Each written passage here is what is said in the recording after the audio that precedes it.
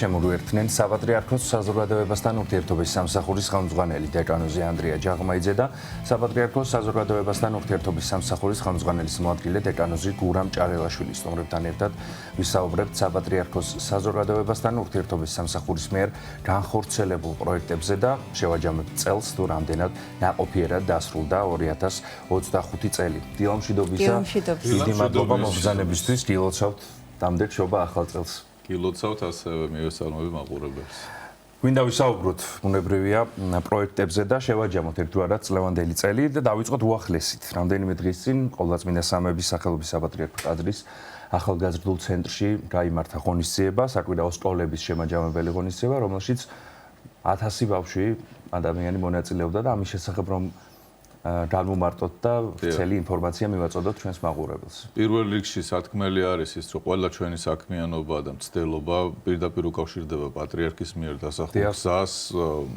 ის იყო ძალიან თამამი ამ სამისიონერო გზების ძებნაში, ხალხამდე მისვლაში, მან გააბაეს ხიდები საზოგადოების სხვადასხვა წარმომადგენლებთან და პირველ რიგში ჩვენი სამსახურის ვალდებულებად მივიჩნიეთ ის, რომ გაგვიახლებინა ეს მეთოდები, რომ საზოგადოებას ქონოდა მეტი ჩართულობა იმ სიკეთეებში, რაც ეკლესია შეუძლია მიცეს მას.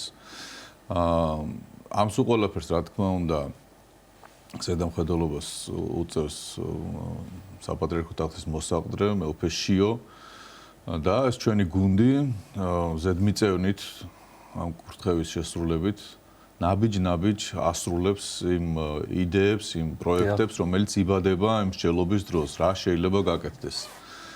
და ეს პირველი სივრცე, სადაც შეიძლებოდა რომ ეს ჩვენი მოსაზრებები განხორციელებულიყო, იყო რა თქმა უნდა ტაძრის ეს საკვირაო სკოლებისთვის, რაც შეიძლება გამოყენებულიყო ესეთი სივრცეები და დავიწყეთ ამისი კეთება. ჩვენ ხშირად გვეუბნებიან ხოლმე, რომ სახელმწიფოსთან მჭიდროდ ურთიერთობს, მჭიდროდ ურთიერთობთ აი ამ მიმართულებით, რა თქმა უნდა, იმიტომ რომ ძალიან გვეხმარება მათთან კარგი ურთიერთობა იმაში, რომ ბავშვებთან შევძლოთ ჩვენ საფრთხო სიტყვის და საფრთხო სწავლების მიტანა. როგორც გითხარით, ესე საკვირაო სკოლებში დაიწყო ეს და აქ შეზღუდვა არანაირი არ ქონდა, ნებისმიერი ექსპერიმენტის ჩატარება შეგვეძლო. ექსპერიმენტში გულისხმობ იმას, რომ ვეძებდით გზებს, ექსკურსიები იქნება ეს ბავშვებისთვის, მოსალოდსა წასვლასადმე, რა იქნება ყველაზე უფრო ეფექტური იმისათვის, რომ თანამედროვე ბავშვმა, რომელიც არის ჩართული გაჯეტებში, რომელიც არის აი ამ საინფორმაციო უშველებელი ნიაღვრების მასში გარემოცვაში მიაქციოს ყურადღება ამას. და აღმოჩნდა, რომ ბავშვებს აქვს ძალიან დიდი სურვილი და მოწყურებული არიან, რომ ღვთის შესახებ რაღაც მოისმინონ, ეკლესიის შესახებ მოისმინონ უშუალოდ მოძღვრისაგან. მთავარია გქონდეთ შესაძლებლობა, ხომ, ბუნებრივი რაზეც. დიახ, და ეს შესაძლებლობა გააჩნდა თუ არა დაფინანსების საშუალება, ჩვენ წავახალისეთ კვლავ ეს სკოლები. მოგეხსენებათ კოვიდის დროს ძალიან შეიზღუდა შეკრებები და მაშინ დიდი ზიანი მიადგა ამ კერებსაც. და მე ამისი აღდგენა ესეთი მარტივი აღარ არის. ამიტომ საჭიროება შეიქმნა ამის წახალისების, ჩვენ ეს პროექტი წარუადგინეთ, ჯერ მეუფე შიოსთან, მერე პატრიარქისაგან ლოცვა კურთხევა ავიღეთ და აღმოჩნდა, რომ რამდენიმე პროექტი იყო ძალიან წარმატებული. ძალიან ეფექტური, გარდა იმისა, რომ თქვა ტრადიციულად ამ საკვირაო სკოლებში ხელსაქმე არის, გარდა ამისა კიდევ დავამატეთ გარკვეული აქტივობები და შემდგომში ეს უკვე გადავიტანეთ მე ღირებულებითი განათლების პროექტში და მამაგურამი გააგრძელებს ახლა და მე დაუბრუნდებით ისევ კონკრეტულად პროექტების შესახებ და ღირებულებითი განათლების პროექტს. სანამ ღირებულებითი განათლების შესახებ ვისაუბრებდეთ, მანამდე თქვენც როგორ გითხრათ ღონისძიების შესახებ, როგორია თქვენი შეფასება? პირველ რიგში ძალიან გვახარებდა იმ მონაწილეების განწყობა. ვინაიდან ბავშვებიც, დიდებიც, დასრულებიც სასულიერო პირებიც იმხელა სიხარულით მოდიოდნენ ამ ღონისძიებაზე, ამ შემაჯამებელ ღონისძიებაზე, რომ ხვდები ადამიანი, რომ მართლა ღირს ამისთვის მთელი წლის განმავლობაში შრომა. და იმასაც ვფიქრობთ, რომ შეიძლება ეს ღონისძიება გაორდეს, წელიწადში ვთქვათ ორჯერ გაკეთდეს, იმიტომ რომ მონაწილეების რაოდენობა ძალიან დიდია, ყველას უნდა რომ თავისი თავი გამოავლინოს წლის განმავლობაში, რაც იშრომა, რაც იღვაწა, რაც გააკეთა, ხელნაკეთი იქნება, სიმღერა იქნება, გალობა იქნება თუ სხვა ნომერი თუ პერფორმანსი. და ჩვენ უკვე რაღაცა შევიზღუდეთ, იმიტომ რომ ღონისძიება თვითონ დაახლოებით 3 საათი გრძელდება, 3 საათი ნახევარი თავის დაჯილდოებიანად. მადლობის სიგელები გადაეცა მოძღვრებს და რაღაცა ერთგვარი ეს არის დაფასება არის, წარმოჩინება არის და მათი განწყობაც ესეთი სრულად ეკლესიის სისავსე იგრძნობა, რაც ყველაზე მნიშვნელოვანი და კარგი. მნიშვნელოვანია კიდე ის, რომ აი ეს პროექტები, რაზეც ახლა ჩვენ საუბრობთ, არ არის ერთჯერადი პროექტები და ეს ერთგვარად ართულებს რა გაგებით, რომ არ არის მარტივი ამბავი, რომ ერთის მხრივ შექმნა პროექტი, გააკეთო ის პროექტი და ხარისხი მისცე და მეორეს მხრივ მთელი წლის განმავლობაში ეს მუშაობს და არა მხოლოდ მთელი წლის, ახლა მაგალითად საკვირაო სკოლა იქნება, ღირებულებითი განათლება იქნება, სხვა დღეს რასაც ვისაუბრებთ, ყველა პროექტი ჭირდება მუდმივი მხარდაჭერა. აი მაგალითად მარტო 130 საკვირაო სკოლა, ხო, მათთან კომუნიკაცია საჭირო, რა პრობლემები აქვთ, რა დახმარება ჭირდებათ, რა უკავშირების გამო მე ანალიზის გაკეთება და ასე შემდეგ. ასევე ღირებულებით განათლებასთან დაკავშირებით წარმოიდგინეთ, მარტო წინა წელს 130 საკვირაო სკოლა თქვათ თუ არსებობდა პირობითად დღეს უკვე წარმოიდგინეთ 150-ზე მეტი თანამშრომელი დაგვიმატა ღირებულებითი განათლების კუთხით. და არა მხოლოდ რუსთავში 103 სკოლა არის, ხო?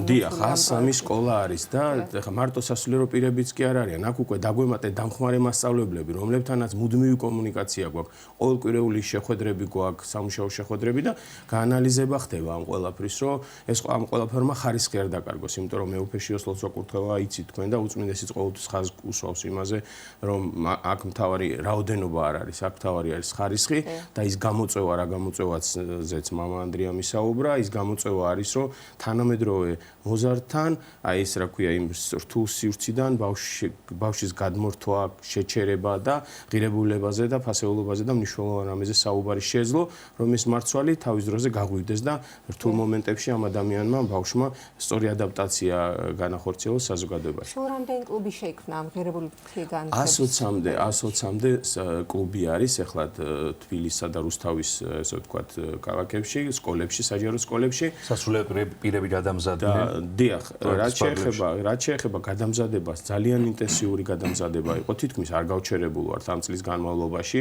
იცით თქვენ რომ ეპარქიები დაგვემატა და ეპარქიების გადამზადება მხოლოდ, ესე იგი, 8 ეპარქია გადამზადდა ერთხელ, ანუ საბაზო გადამზადებით და პლუს მას 4 ეპარქია გადამზადდა ორჯერ, ანუ საბაზო გადამზადებითაც და უკვე ღირებულებითი კლუბის დაფუძნებისათვის და სერტიფიკატები გადაეცათ მათ.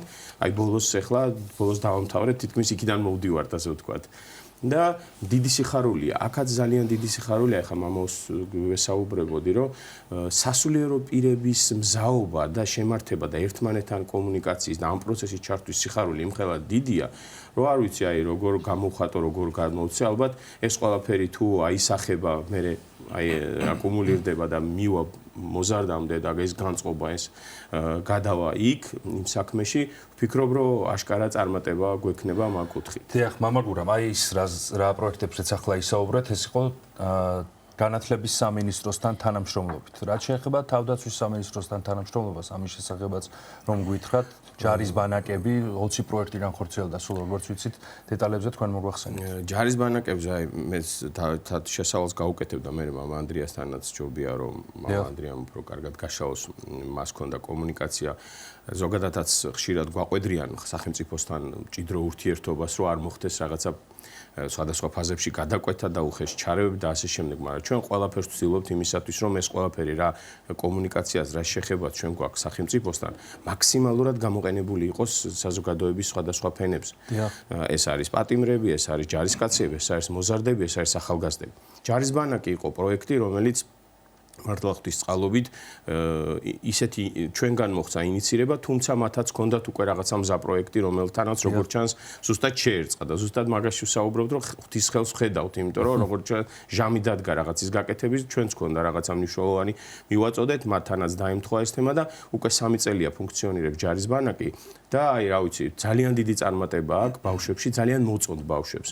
და იქ ეს ჩვენი კომპონენტი რაში მდგომარეობს, რომ ეროვნულ გმირებზე, წმინდანებზე, ღირებულებებზე მიდის გარკვეული პერფორმანსი, წარმოდგენა და მე ამის გარჩევა ხდება და საუბრები ხდება და ისეთი კარგი мотиваცია, რომ ერთის მხრივ ტექნიკურ რაღაცებს სწავლობენ, იარაღთან თუ ჯარისკაცთან თუ ამ სისტემის შესწავლას და მეორეს მხრივ ეს ღირებულებებთან კავშირდება, იმიტომ რომ თუ ღირებულებებზე არ დგას ეს ფიზიკური თუ ჯარის ცოდნა მერწმუნეთ რომ ძალიან ცუდად შეიძლება განვითარდეს ზოგადად ისედაც სკოლაშიც ესია ცოდნა ღირებულებებთან შეზავებული იმამავს ხოლმე როგორ დაიწყო ეს თავდაცვის სამინისტროსთან სხვადასხვა კომპონენტებში თუ გნებავთ სიამოვნებით მოგისმენთ როგორია თანამშრომლობა თავდაცვის სამინისტროს ცოტა შორიდან დავიწყებ ჩვენ სამსახური როდესაც ყალიბდებოდა სამუდელოებას ძალიან უჭირდა გამკლავება იმ საინფორმაციო სივრცესთან და იმ პროცესებთან, რომელიც ამ სივრცეში ხდებოდა, იმიტომ რომ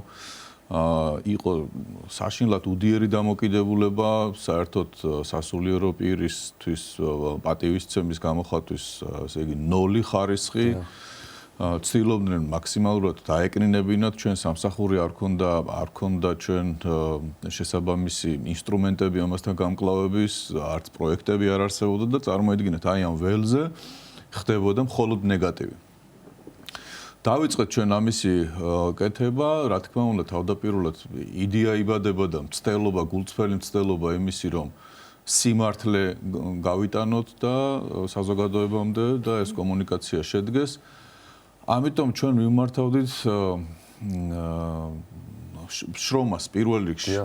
შრომა იყო და შექმნა რაღაცის, რომელიც მნიშვნელოვანი იქნებოდა საზოგადოებისათვის, ამოსავალი წერტილი, რომ ეს ყოფილიყო პოზიტივი, ეს ყოფილიყო შედეგზე ორიენტირებული.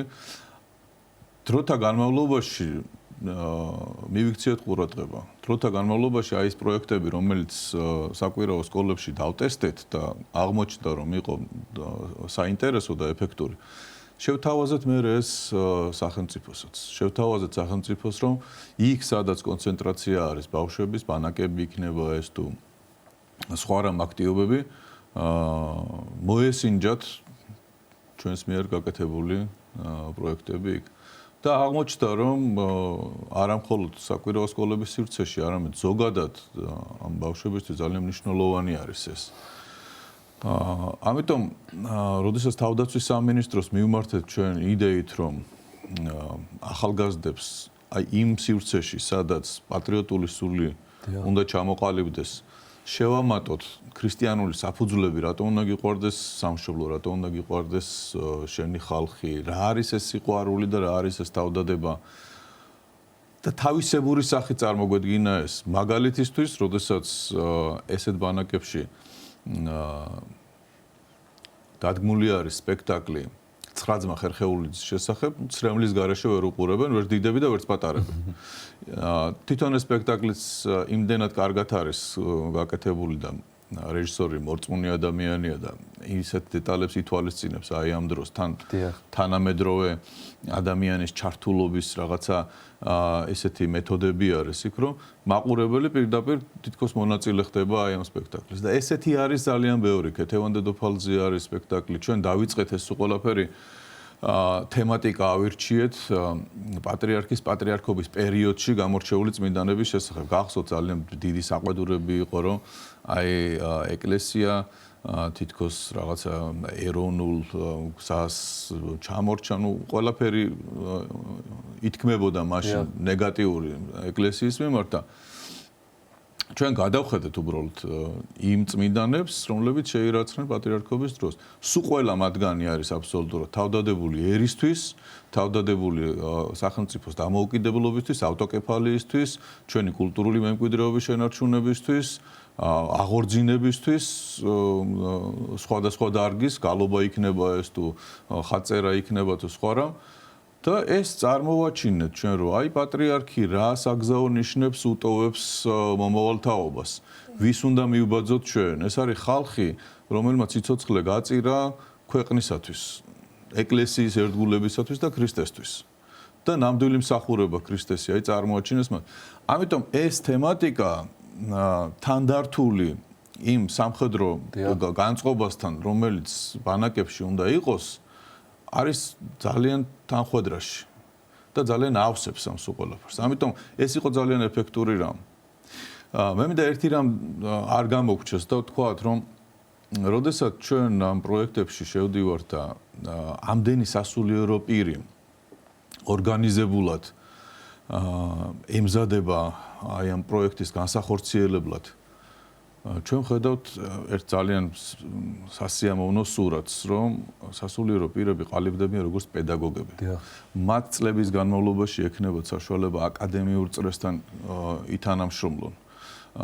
და გავიხსენოთ კონტრასტისთვის, გავიხსენოთ პერიოდი, როდესაც სასულიერო პირი ესეთ შემთხვევა მოხდა. თავისი შვილის წამოსაყვანად მივიდა სკოლაში და ატყდა ამბავი, რომ მღვდელი მოვიდა სკოლაში და დაურეკეს რესურს ცენტრს. რესურს ცენტრმა დაარეკა განათლების სამინისტროში. და იყო ერთი დიდი შფოთი განათლების სამინისტროს აი ამ ხაზზე, რომ მღვდელი როგორ მოხვდა სკოლაში. და ეს კაც თავის შვილების წამოსაყვანად იყო მისული. აი ამ შემთხვევას რო შევადაროთ ის, რაც დღეს ხდება, ეს არის ძალიან დიდი წინსვლა და ჩვენ უნდა ვთქვათ, ეს გადამზადება რას ნიშნავს კიდევ? გადამზადება ნიშნავს იმას, რომ გარდა იმისა, რომ მღვდელს აქვს განათლება სასულიერო და მას შეუძლია ილაპარაკოს მაცხოვნებელ მოძღვრებაზე, რომელიც ჩვენო მაცხოვარმა იესო ქრისტემ მოგცა, ამის გარდა მღვდელს სჭირდება პედაგოგიური უნარები, პედაგოგიური მეთოდების გაცნობა, რომ იქ ბავშვის ემოციის მართვა, გაითვალისწინოს კანონმდებლობა, რომ იქ რაღაცა ზღვარი დავდოთ, ყველა მღვდელი არის თავისთავად ლიდერი და მიჩვეული არის, რომ თავის სამრევლოში მას უნდა კითხონ ყველაფერი, მაგრამ აქ ცოტა იცვლება სიტუაცია. შევდივართ სივრცეში, სადაც ადმინისტრაცია სხვა არის. აქ ზღვარია დასაცავი. აქ გასათვალისწინებელია ბევრი რამ. და აი ამ უნარებს სწავლობს დღეს სასულიერო პირი, რომელიც შედის სკოლაში. ეს არის ძალიან მნიშვნელოვანი. ვნახოთ 5-10 წლის მერე რა იქნება ესეთი გამოცდილების მქონე სასულიერო პირები, რომლებიც საზოგადოების ესეთი აქტიური ნაწილი იქნება, ძალიან დაეხმარება საზოგადოებას იმაში, რომ ერთის მხრივ ეს იყოს აკადემიური გარემო აი ამ სასულიერო პირის გარშემო და მეორეს მხრივ აქ იყოს საფრთხო სწავლება. მანგურამ საუბრობდით ჯარის ბანაკებზე, ასევე თქვა სპექტაკლების შესახებ ხომ და ძალიან მნიშვნელოვანი არის ერთი, რა თქმა უნდა, მიღებული ემოციები ამ სპექტაკლების დროს, მეორე ამ ყველაფრის გააზრება, დისკუსია, საუბარი ამ ყველაფრის შესახებ, რომ ეს თავისთავად ძვალსა და რბილში უფრო მეტად გაჯდეს და კარგად გაიაზროს თითოეულმა ადამიანმა, რომელიც დაესწრო ამ სპექტაკლს და შემდგომ უკვე ეს გადაიტანოს ცხოვრებაში, თუ რა არის მნიშვნელოვანი ის ღირებულებები, ასე ვთქვათ, ხო, სწორედ რომელიც მინიშნებებით არის სავსე. ამის შესახებაც რომ ვისაუბროთ, ერთია ჩვენ მივაწოდოთ ეს ინფორმაცია, მეორეა მიმღებლობა, ხო, რამდენად ხდება ამ ყველაფრის მიღება, დამოკიდებულება როგორი არის და აზრთა სხვადასხვაობა და გაცვლა. ზუსტად მნიშვნელოვანი საკითხია, ზუსტად ეს კომპონენტია, ვფიქრობ, ჩვენი ყველაზე მთავარი რაც ხელში უჭირავს სასულიერო პირს, აი ემოციური მხარდაჭერა მაგალითად და აი მესამე ხარისხის ცოდნის გააქტიურება, ასე ვთქვათ და ეს თანამედროვე სამყაროში ესეთი მნიშვნელოვანი და როგორ თქვა, გასაფრთხილებელი ამბავია, რომ აი ხშირად სკოლაში, იმიტომ კი არა რომ მასწავლებელი მაგალითად ვერ მევს ამ ამოცანას თავს, იმიტომ რომ რეალობა არის ძალიან რთული და ხანდახან მასწავლებელიც რაღაცნაირად გადაღლილია, გამოფიტულია, თითქოს რესურსი აღარ აქვს იმისა, რომ ის რომ ყოველდღიურობაში რუტინაში არის ბავშვებთან და აი ეს ემოციური მხარდაჭერა სრულად დათმობა. რა თქმა უნდა, განსაკუთრებული მასწავლებლებიც ყოველთვის არსებობენ, რომლებიც ამას ყველაფერს ახერხებენ და მაგრამ აი ახლა სასულიერო პირის შესვლამ აი ეს გააქტიურა, გაამხნევა სხვათა შორის მასწავლებელიც, რომელიც აი ამ კომპონენტში მუშაობს, ვთქვათ, ემოციური მხარდაჭერით ბავშვებთან, არა მხოლოდ რაღაცა თემით, კონკრეტული საგნით, არამედ ემოციური მხარდაჭერით გვერდში დგომით. აი მაგალითად რომ მოусმინოს ბავშვს, მაგალითად რომ უთხრას, რომ ცხოვრებაში ყველაფერი ხდება და უნდა გააგრძელოს სვლა. შეცდომა რაღაცა, რომელზეც შეიძლება, ასე ვთქვათ, თავიდან დაბრუნდეს, ადგეს და გააგრძელოს ნაბიჯების გადადგმა. აი ამ კომპონენტს ასრულებს სასულიერო პირი. ფაქტობრივად სასულიერო პირი აღმოჩნდა ეს კარგ შემთხვევაში და გვინდა რომ ეს შევინარჩუნოთ, აღმოჩნდა კეთილი, თბილი, მშვიდი, სიყვარულით სავსე ადამიანი, რომელიც პირველ რიგში კი არ მოდის და გასწავლის და მერე გთხოვს, რომ აი ეს როგორ არის და ასე შემდეგ. არამედ გისმენს, გესაუბრება, გითანაგრძნობს, გამხნევებს, გაძლიერებს, გესმით, ეს კომპონენტი ძალიან მნიშვნელოვანი აღმოჩნდა სკოლაში. მე ახლა არ ვიცი როგორ შევძლებთ ამის შენარჩუნებას, თუმცა ალბათ ღვთისშეწევნაც გჭირდება, აი მამაურას თქვა, უნარების გაძლიერებას და რა თქმა უნდა მუდმივი ჩვენ თავზე მუშაობა. და აქ უნდა აღინიშნოს კიდე რამოდენიმე მნიშვნელოვანი ამბავი, რაც ამ პროცესს მოყვება. ეს არის თვითონ მასწავლებლებთანაც, როგორც თქვი, მასწავლებლის კომპონენტის გაძლიერება, რომელიც ჩვენთან ერთად მუშაობს. ეს არის სასულიერო პირის გაძლიერება, რა თქმა უნდა, როგორც მუდმივად უნდა გადამზადდეს, მობილიზებული იყოს, ხნეთ იყოს და რა თქმა უნდა, ბავშვზე მუშაობთ და ბავშვია მთავარი სამიზნე. თუმცა ბავშვის იქით კიდე არის ოჯახი, რომელზეც ეს ბავშვი გადის. აი თქვენ რაც ბრძანეთ, ხო? თუ შვილი მიდის ოჯახში და ერთი სიტყვა მაინც მიაქვს იმ სითფოსი და იმ გარემოსი, რაც ჩვენში შევქმენი და მივეცთ. ჩათვალეთ, რომ ამოცანა მიღწეულია და ხშირად ეს ჩვენ ახლა უკავშირები გვაქვს ხოლმე, მშობლებთანაც გვაქვს ხოლმე კომუნიკაციები, მასწავლებლებს ხშირად ახლა მაგალითად ვითვლიდით, წლის განმავლობაში დაახლოებით 20-მდე შეხვედრა გქონდა სხვადასხვა სკოლის მასწავლებლებთან, დირექტორებთან, მშობელთა კომიტეტები ქვია თუ ესე იგი სხვადასხვა ესე ვთქვათ კომპონენტთან, სკოლის მმართველობით კომპონენტთან და იქიდან უკავშირებს ვიღებთ ჩვენ. ახლა კვლევაც ჩატარდა, სხვათა შორის კვლევის შედეგები სულ მალე დაიდება. კვლევა იყო ჩატარებული მშობლებთან, ბავშვებთან, სკოლის დირექციასთან და სასულიერო პირებთან. რა უკავშირებია ღირებულებით განათლებას და ესეთი ვიცით რომ ეს ძალიან კარგი უკავშირებია და ასე ვთქვათ დოკუმენტის სახით ეს კვლევაც დაიდება. სასულიერო პირებსა და მათ როლზე ვსაუბრობდით და საუბრის მიწურულს ჩვენი საუბრის დასასრულს მამა ანდრია აუცილებლად უნდა გკითხოთ და შევახსენოთ და გუთხრათ ჩვენს მაყურებელს ბავშვეთის ტაძარზე თვეების განმავლობაში რამდენად დიდი როლი შეასრულეს სხვადასხვა მოძღვარმა, რომლებიც მორიგეობდნენ ტაძარში ამის შესახებ რაც რომ ვუთხრათ. დიახ, მადლობა. ჩვენ საყვედურობენ ხოლმე თითქოს საპატრიარქო ჩამორჩა რაღაცა იმ პროტესტის მხარეს მდგარ ხალხს და რამდენიმე სასულიერო პირმა ბევრი იმუშავა იმისათვის, რომ წარმოეჩინათ საპატრიარქო თითქოს დააპირისპირებულია მათთან. მე გეტყვით პირველ რიგში გეტყვით, რომ ესე იგი პატიმრებთან დაკავშირებით სამჯერ გვაქვს დაყენებული საკითხი, რომ სუბუქად დანაშაული, ვისაც შეიძლება ჩაეთვალოს, იქნებ გათავისუფლდეს, მათ შორის ზია ამაღლობელთან დაკავშირებით. ორჯერ მე თავად მქონდა საუბარი ამის შესახებ ხელისუფლებასთან, ერთხელ მეუფეშიო მუშაობთ პრემიერთან დააყენა ეს საკითხი. არ მიეცა საკითხს მსვლელობა. ჩვენ ახლა ამას არ ვაფიშირებთ და არ გვინდა რომ ნებისმიერი ჩვენი აქტივობა რაღაცა პოლიტიკური პოლუსზე აღმოჩნდეს ვიღაცის მიერ და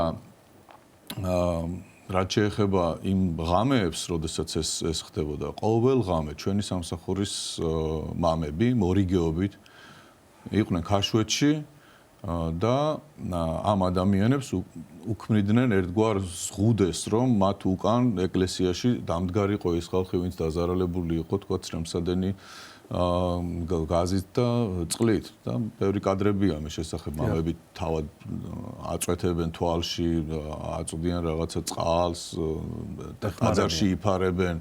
ეზოში პირდაპირ ესე ჯაჭვად იდგნენ მამები და რა თქმა უნდა ამას ითვალისწინებდა მერე სპეცრაზმიც და იქ არ შედიოდნენ და მამების უკან ვინც შედიოდა ეს პროტესტის მონაწილეები, ყველანი დაცულები იყვნენ აბსოლუტურად.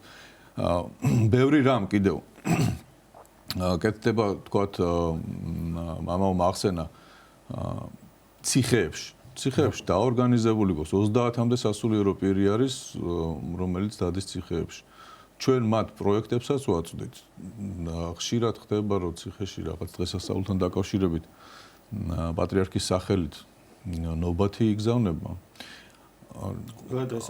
ნებისმიერ პატიმარს შეუძლია რომ მოითხოვოს მოძღვართან შეხვედრა და მორიგე მოძღვრები არიან, ანუ პირდაპირ ამ სამსახურის ციხეებში, სამსახური არის ცალკე ციხეებში, პატიმრებთან მომსახურების, საჯელახსრულების დაწესებულებებში.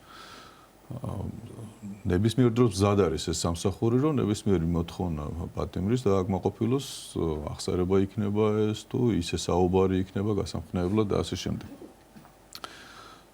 და მე მინდა გადაცემის ბოლოს თქვა, რომ აი ჩვენი სამსახური ქართლის მოქცევის 1700 წლის თავს ხდება არა მხოლოდ ჩვენი ისტორიული წარსულის დიდების გახსენებით, რომ რა გაგვიკეთებია, ჩვენს წინაპრებს რა გაუკეთებეთ, არამედ ეხლა ამ წუთას ვაკეთებთ ამას. ვაახლებთ რაღაცა იმპულსს სამისიონერო მსახურებაში, შევდივართ სკოლებში, კაპელანები დაორგანიზებულია ჯარში, იგივე კაპელანების მსახურება არის საჯელახსრულების დაწესებულებაში.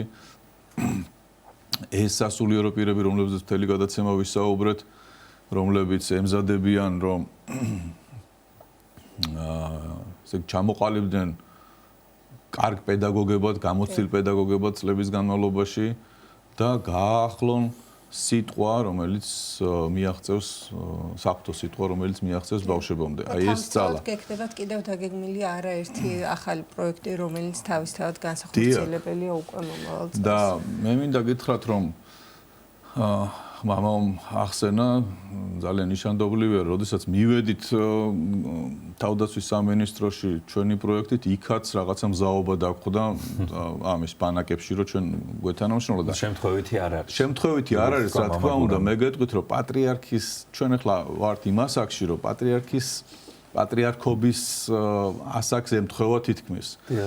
მოვიდა თაობა, რომელიც პატრიარქობის დროს გაიზარდა.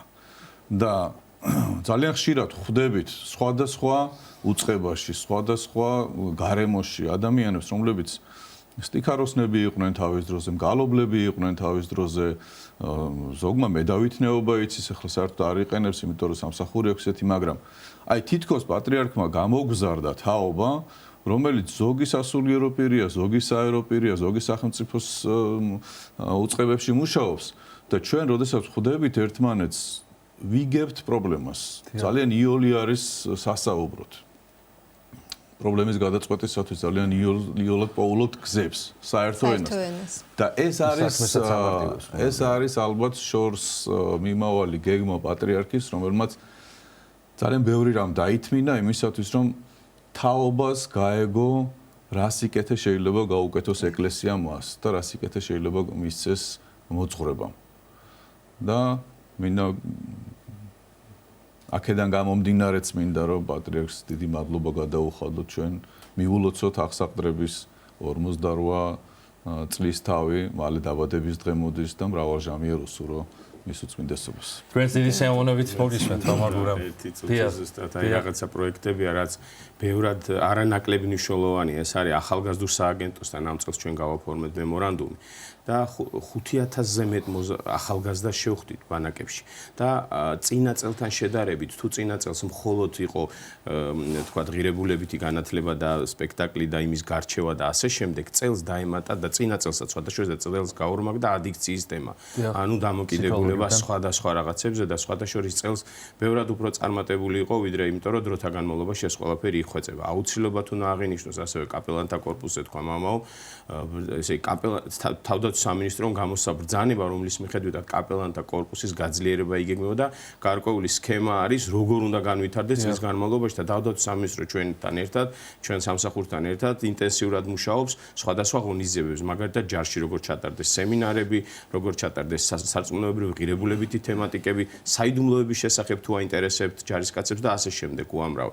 და ასევე განათლების სამინისტროში ბრძანება, რომელიც ეხება ღირებულებით განათლებას, ადრე თუ იყო მხარდამჭერი ბრძანება, რომელიც ღირებულებით განათლების ხარდაჭერას ითვალისწინებდა, ეხლა თვითონ ასე ვთქვათ სტრუქტურა შეიქმნა სამსახური, რომელიც კონკრეტულად მოემსახურება ღირებულებით განათლებას. ანუ ჩათვალეთ, რომ ორი მხრიდან არის ეს მხარდაჭერა და გვერდში დგომა ამისა. ასე რომ და რაც შეეხება მომავლის პროექტებს, ცოტა გვეშინია კიდევ ფიქრობთ, რომ აი რაც გვაქვს ესენი შევინარჩუნოთ მაქსიმალურად, თუმცა იდეები ძალიან ბევრია, მაგრამ ადრე თუ რაღაც იყო რომ აი იდეა და მოდი მოვიტანოთ, დღეს აი ამ იდეების მხარდაჭერა არანაკლებ მნიშვნელოვანია, თავიდან მიაღვნიშნეთ, იმიტომ რომ თითოეულ ადამიანს სჭირდება კომუნიკაცია, მისი პრობლემის გაზიარება, იმიტომ რომ ხარისხი სხვანაირად არ მოდის. ასე რომ მეც მადლობას ვეთქვი უწმინდეს, მეუფეშიოს და ყველა იმ ადამიანს, მამებს, რომლებიც დიდი სიხარულით ერთვებიან ამ პროცესში და ჩვენც კიდე მოგწეს ძალა და შესაძლებლობა რა ეს ხარისხი ამ წელსაც მაქსიმალურად შევეჭეროთ. მამაგურამს ვეთქვი მადლობას, იმიტომ რომ ესე იგი არ ჩანს თითქოს, მაგრამ